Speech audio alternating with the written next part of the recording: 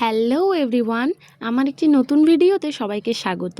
তো আজ করব এই যে মাছের তেলগুলো দেখতে পাচ্ছ সেগুলো দিয়ে চচ্চড়ি। মাছের তেলগুলো এত ফ্রেশ ছিল, আর দেখো কি সুন্দর সাদা ধবধবে করছে, বলতে দেখেই লোভ লাগছে এরকম একটা ব্যাপার।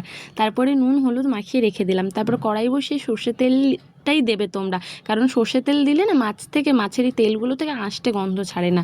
তো তারপরে বুকে অনেক সাহস নিয়ে কড়াই তেল দিয়ে একে একে তেল পটকাগুলো দিয়েই মাত্র ঢাকা লাগিয়ে দিয়েছি।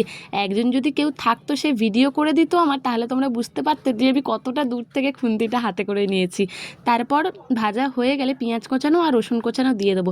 দিয়ে কোনোভাবে নাড়ি চাড়িয়ে যে কেটে রাখা সবজিগুলো সেগুলো দিয়ে দেবো। কেটে রাখা সবজির মধ্যে ছিল পটল আর আলু। তো তারপরে দিয়ে নুন হলুদ গুঁড়ো লঙ্কা গুঁড়ো দিয়ে দিলাম। দিয়ে ভালো করে নাড়ি চাড়িয়ে নিয়ে ঢাকা দিয়ে দেবো। এবার দেখতেই পাচ্ছ কতটা তেল বেরিয়েছে। আস্তে আস্তে একটু সময় ধরে ভাজা ভাজা মতন করব, কারণ আমরা জল দেবো না।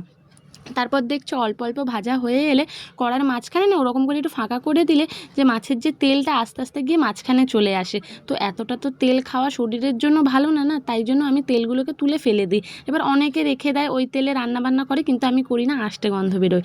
এরকম করে দুবার করে নেবো। দেখো কতটা পরিমাণ তেল বেরিয়েছে। তারপর তেলগুলোকে ফেলে দিয়ে ভালো করে আবার সুন্দর করে ভাজা ভাজা করে নেবো। ভাজা ভাজা হয়ে গেলে তৈরি মাছের তেল চচ্চড়ি। এইভাবে একবার বানিয়ে খেও।